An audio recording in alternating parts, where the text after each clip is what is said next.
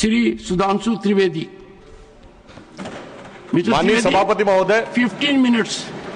माननीय सभापति महोदय, अभी इस सदन में हमारे साथी गोखले जी द्वारा जो भारत के उस राज्य को रिप्रेजेंट करते हैं जो फाइन आर्ट्स और गरिमा में अपना एक उच्च स्थान रखता है, जिसे बंगाली भद्र लोक कहा जाता है, परंतु आज उस इनिशिएशन के साथ मुझे लगता है उस भद्रता के साथ जो क्रूर मजाक हुआ है उसके ऊपर बात करते हुए मैं पीड़ा के साथ अपना निवेदन प्रारंभ करता हूं। आज हम गृह मंत्रालय के विषय में चर्चा के लिए एकत्र हुए हैं और हमारी सरकार 26 मई 2014 को आने के बाद गृह मंत्रालय की टोन एंड टेनर में क्या परिवर्तन आया, इसे मैं सिर्फ दो वानगी में बताना चाहता हूं।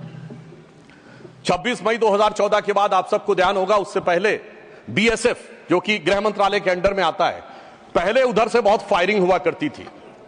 उसके बाद पहली फायरिंग हुई तो मुझे याद है उस समय राजनाथ सिंह जी गृह मंत्री थे।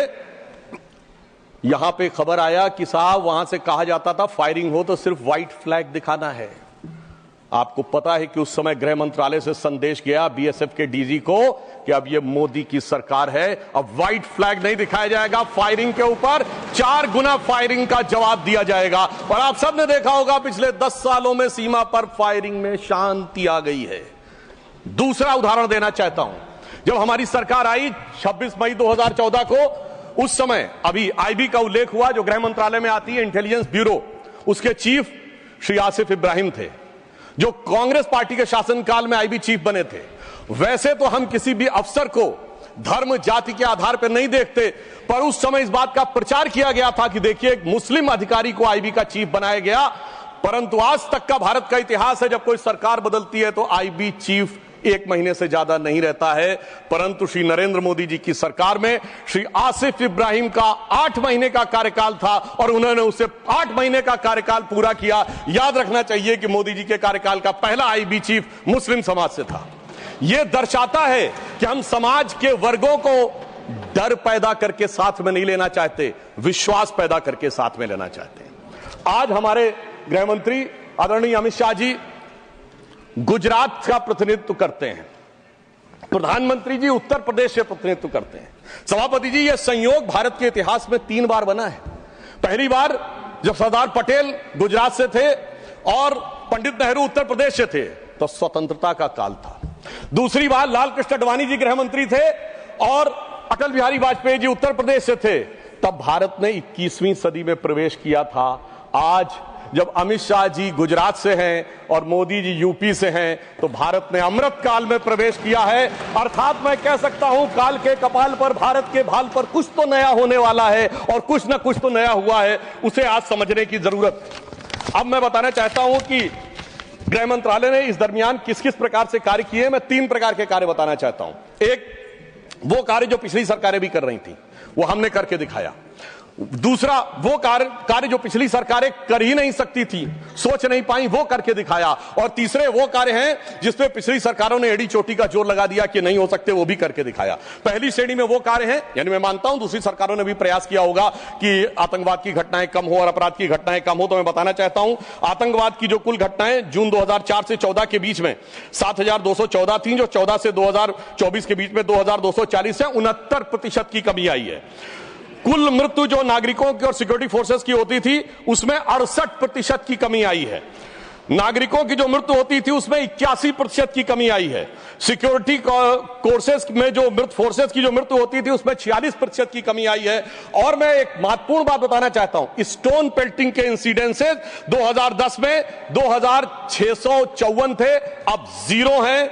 ऑर्गेनाइज हड़ताल 0 है, स्टोन पेल्टिंग 0 है, स्टोन पेल्टिंग में जख्मी होने वाले 0 हैं। सभापति महोदय, पत्थर पड़ने के दौर खत्म हो गया, मगर अगर किसी की अकल पे पत्थर पड़ा हो तो उसे बदला हुआ नजारा नहीं दिखाई पड़ता। इसलिए मैं कहना चाहता हूं चश्मा उतारो फिर देखो यारो, दुनिया नई है चेहरा पुराना। महिला सुरक्षा के लिए एक अलग प्रभार बनाया गया। 2018 में इंटीग्रेटेड हेल्पलाइन बनाई गई और 181 हेल्पलाइन को राज्यों और केंद्र शासित प्रदेशों के साथ जोड़ा गया। फोरेंसिक को मजबूत करने के लिए प्रदेश में डीएनए विश्लेषण और साइबर फोरेंसिक की लैब्स भी बनाई गई। मॉडर्नाइजेशन करने के लिए 80 करोड़ की एक अलग मंजूरी दी गई। फोरेंसिक इकोसिस्टम को बेहतर बनाने के लिए 7 नई फोरेंसिक प्रयोगशालाएं बनाने की बात हुई, और जिसमें यूपी, बिहार, उड़ीसा, राजस्थान, छत्तीसगढ़, तमिलनाडु और केरल में, और इसके अतिरिक्त पुणे, गुवाहाटी, भोपाल और कोलकाता की लैब्स को और इंप्रूव करने का कार्य किया गया। ये वो कार्य हैं जो पिछली सरकारों ने सोचा नहीं था वो कर पाए। मैं उदाहरण देना चाहता हूं। एक है सीएए का उदाहरण अभी हमारे साथी ने दिया। मैं याद दिलाना चाहता हूं, इसी संसद में एक वो दौर था जब इनकी नेता ममता बनर्जी जी ने भारत के इतिहास में इकलौती बार जब चेयर के ऊपर फाइल फेंकी थी, किस बात को लेकर कि बांग्लादेशी घुसपैठियों के बारे में चर्चा करने का मौका नहीं दिया जा रहा है। और आज मैं कहना चाहूंगा कितना बड़ा बदलाव दिखता है कि जिन लोगों ने इतना बड़ा कार्य किया था वो आज कितना पीछे हट गए। इसे कहते हैं कि वक्त के साथ इंसान कैसा बदलता है। सीए पे मैं कहना चाहूंगा, सीए गृह मंत्रालय का विषय है, नागरिकता, और ये एक संसद के द्वारा पारित कानून था, परंतु राज्य विधानसभाओं ने उसके खिलाफ प्रस्ताव पारित कर दिया। यह सरासर कानून का उल्लंघन था, सरासर संविधान का उल्लंघन था, और मैं कह सकता हूं इसके द्वारा संविधान खतरे में था। दूसरा मैं उदाहरण देना चाहता हूं, यूएपीए का चेंज किया गया, यानी अब केवल एक संगठन आतंकवादी नहीं होगा, कोई व्यक्ति आतंकवादी होगा तो उसको भी आतंकवादी माना जाएगा। एनआईए एक्ट में आतंकवाद की परिभाषा स्थापित की गई। मृत्यु दंड पर यह संशोधन किया गया कि क्षमा याचना केवल संबंधित व्यक्ति ही कर पाएगा, दूसरा नहीं कर पाएगा। आपदा के लिए विशेष धनराशि की व्यवस्था की गई, और नक्सलवाद को समाप्त करने में अभूतपूर्व सफलता हमें मिली है। अभी दिसंबर के महीने में हमारे गृह मंत्री अमित शाह जी नक्सलवाद प्रभावित क्षेत्र में सीआरपीएफ के कैंप में पूरी रात गुजार कर आए हैं। जो लोग ये कहने का प्रयास करते हैं कि इसको डर और किससे वो, उससे उनको समझने का प्रयास करना चाहिए। अब वो दौर चले गए सभापति महोदय। मुझे याद है 6 अप्रैल 2010 को दंतेवाड़ा में 76 सीआरपीएफ के जवान शहीद हो गए थे, और उसके बाद ऐसे समाचार आते थे कि देश के कुछ विश्वविद्यालयों में शहीद जवानों के प्रति नहीं, नक्सलवादियों के समर्थन में कार्यक्रम हो रहे थे। वो दौर अब समाप्त हो गया। अब तीसरी श्रेणी में बताना चाहता हूं, वो काम आते हैं, किए हैं गृह मंत्रालय ने, जो पिछली सरकारें कहती रही कि ये नहीं हो सकता, नहीं हो सकता, वो करके दिखाया। धारा 35A, धारा 370। मैं कह सकता हूं जब सरदार पटेल गृह मंत्री थे, राज्यों का महकमा उनके पास था, वो कश्मीर की कसक जो रह गई थी, वो कसक अगर आज समाप्त हुई है तो अगस्त 2019 में अमित शाह जी के शासनकाल में वह समाप्त हुई है। मैं कहना चाहता हूं, श्यामा प्रसाद मुखर्जी जी ने पहला बलिदान दिया था। रावी के तट पर 26 जनवरी 1930 को कांग्रेस के लाहौर अधिवेशन में स्वराज्य की शपथ ली गई थी, पर वो शपथ अधूरी रह गई थी। तो सरदार पटेल के दिल में कसक थी, श्यामा प्रसाद मुखर्जी जी का बलिदान था, और अटल जी के दिल में वेदना थी। उन्होंने कहा था 15 अगस्त का दिन कहता आजादी अभी अधूरी है, सपने सच होने बाकी हैं, रावी की शपथ न पूरी है। परंतु वो शपथ किसने पूर्ण की? प्रधानमंत्री श्री नरेंद्र मोदी जी के नेतृत्व में हमारे वर्तमान गृह मंत्री श्री अमित शाह जी ने उसको पूरा किया।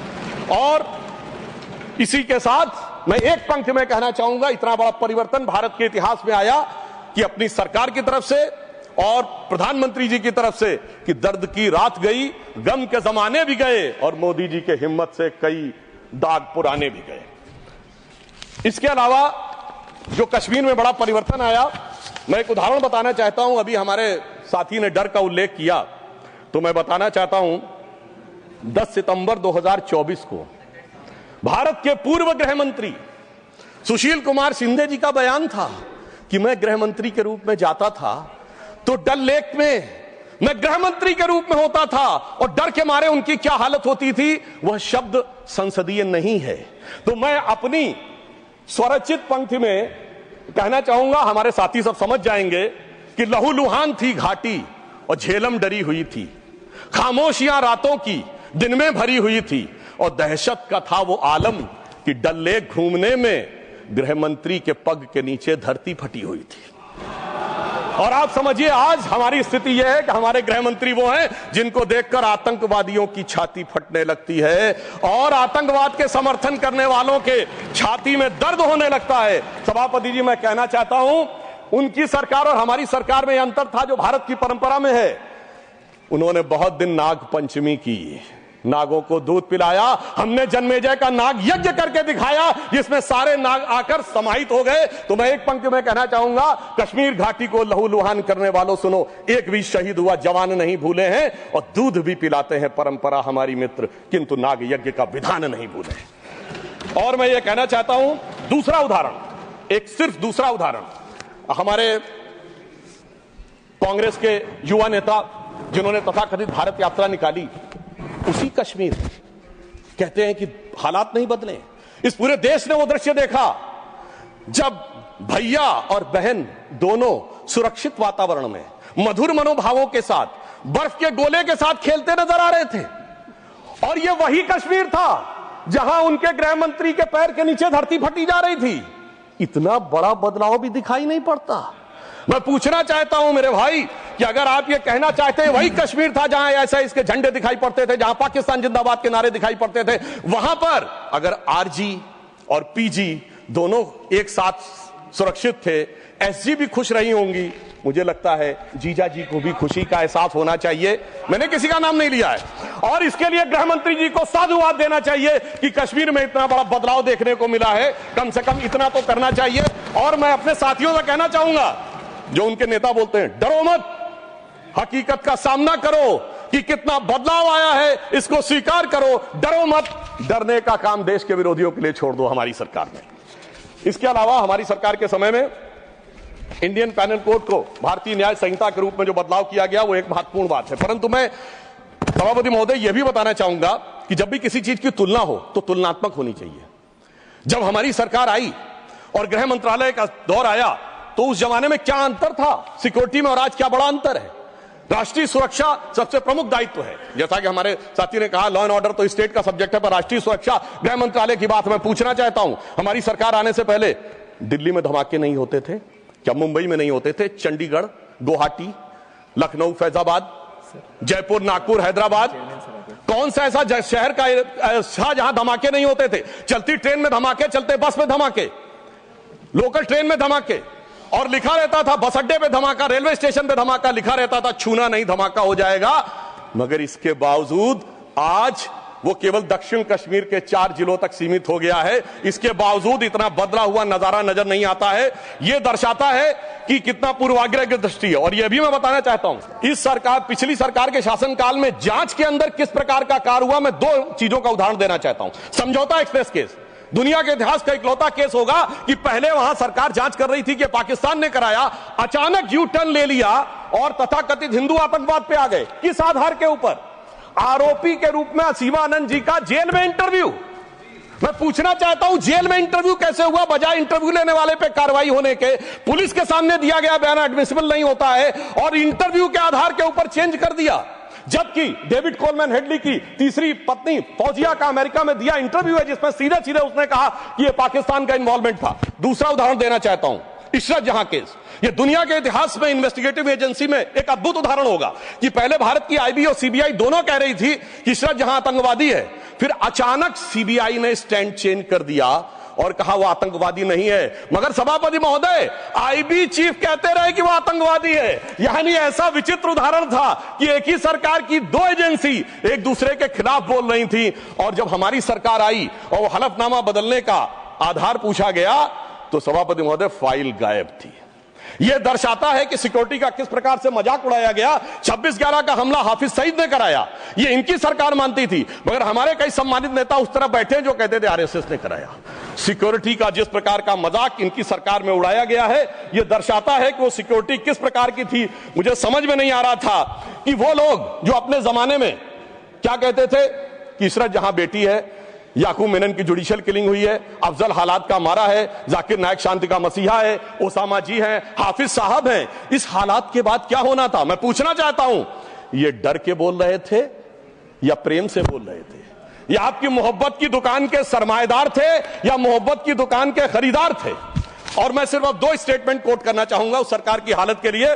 20 जनवरी 2013 को तत्कालीन गृह मंत्री सुशील कुमार शिंदे जी ने जयपुर में वक्तव्य दिया कि आरएसएस के कैंप्स में टेरर ट्रेनिंग की जाती है। और जब सुषमा स्वराज जी ने आके सदन में पूछा, गृह मंत्री ने अपना बयान वापस ले लिया। सोचिए, इस प्रकार का मजाक भारत की सुरक्षा के साथ कभी सुनाई नहीं पड़ता। और 14 जुलाई 2011 को कांग्रेस के एक चिर युवा नेता जो चिर क्रोधित और चिर आक्रोशित रहते हैं, उन्होंने एक वक्तव्य दिया था, but terrorism is something that is impossible to stop all the time. यानी हमेशा के लिए आतंकवाद को रोकना मुमकिन नहीं है। सभापति महोदय, जिस सरकार का चाल चलन ऐसा था उसके हालात में रोकना मुमकिन नहीं था, पर आज मोदी जी की सरकार है तो मोदी है तो मुमकिन है, वो हमने करके दिखाया। मैं दूसरा बताना चाहता हूं उदाहरण। एक दौर था जिस जमाने में 26/11 हमले के बाद से पहले 2007 में आंतरिक सुरक्षा के लिए नीति क्या थी? हवाना में जाके यह कहा कि पाकिस्तान आतंकवाद से पीड़ित देश है। यह भारत सरकार का ऑफिशियल स्टेटमेंट था। 26/11 के हमले के केवल 9 महीने बाद जुलाई 2009 में शर्म एल शेख में ज्वाइंट डिक्लेरेशन में बलूचिस्तान का उल्लेख आया और यह कहा गया टेरर के अटैक से टॉक्स प्रभावित नहीं होंगी। मगर सभापति महोदय, जो हमारी सरकार आई तो हमने कहा टेरर के साथ टॉक्स नहीं होंगी। और जब से मोदी जी की सरकार आई है हमने इस बात को बिल्कुल साफ साफ कर दिया है। और इसीलिए पिछले 11 साल ऐसे जब कोई औपचारिक द्विपक्षीय वार्ता नहीं हुई सभापति महोदय, क्योंकि जब से हमारे गृह मंत्री जी आए हैं हालात में जानते क्या बदलाव आया है। उस जमाने में शांति के कबूतर उड़ा करते थे, अब गुरु गोविंद सिंह जी के बाज उड़ते हैं। और जिसे हम अपने लखनऊ की भाषा में कहते हैं कि अम्मा मियां वो दिन लद गए जब उस्ताद लल्लू खा फाख्ते उड़ाया करते थे। और अब वो बदलाव ये देखने को मिला है। ये लोग तो वो हैं सभापति महोदय जिन्हें भारत इतना कमजोर चाहिए था, किसी संसद भवन की छत के ऊपर जो शेर बने हैं उसके लिए लोग गए थे कोर्ट में कि शेर ज्यादा आक्रामक दिख रहे हैं।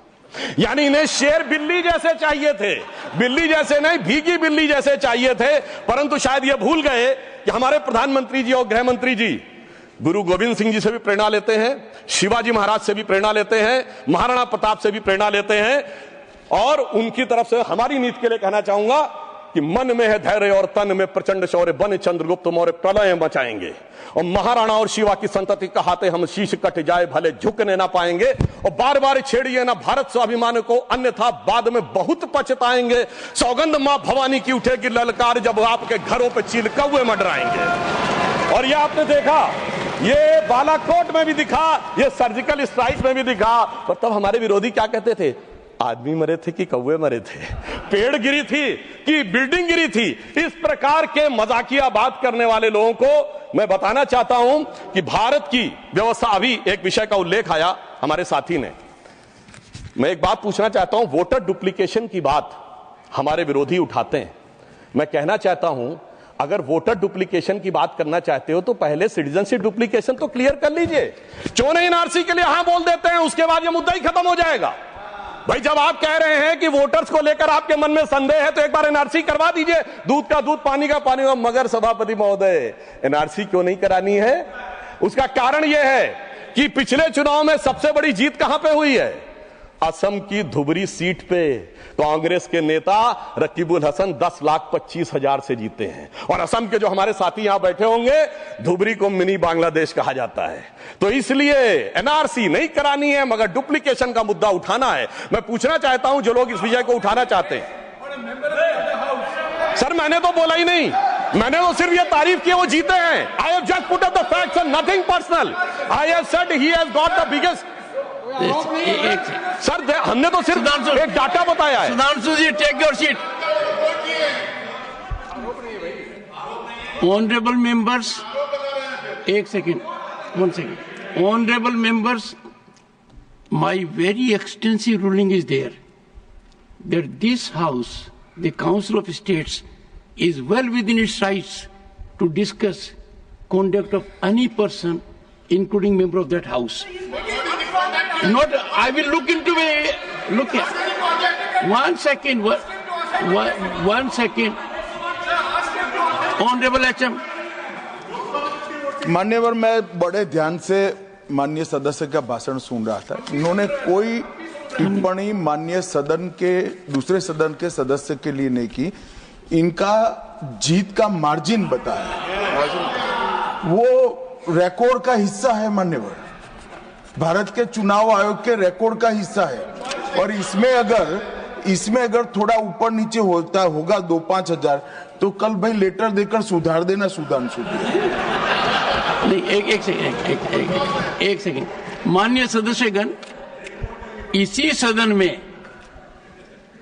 जब तत्कालीन सदन के नेता पीयूष गोयल जी ने लोकसभा के सदस्य जिन्होंने विदेश में जाकर भारत पर कुछ टिप्पणियां की थी वो मुद्दा उठाया तो एक पॉइंट ऑफ ऑर्डर रेज किया गया और पॉइंट ऑफ ऑर्डर का मैंने निर्णय दिया और मैंने कहा कि अपने रूल स्पष्ट हैं और रूल ये कहते हैं कि लोकसभा के सदस्य के बारे में चर्चा यहां हो सकती है। अंकुश एक है नियम में, नियम बहुत स्पष्ट है कि आप आरोप नहीं लगा सकते और आरोप लगाते हो तो सभापति को सूचित करो। मैंने बारीकी से तत्कालीन सदन के नेता पीयूष गोयल का बयान देखा। उन्होंने लोकसभा के सदस्य के बारे में जो कुछ कहा वो हूबहू लंदन में उन्होंने कहा और चूंकि वो भारत विरोधी था, as it is I have to give my ruling. Sudhanshu ji, you will conclude tomorrow. The house stands adjourned to meet at 11 a.m. Thursday, the 20th of March 2025, with one clarification from my side. When I was talking about jurisdiction, the jurisdiction was with respect to CBI and not IB.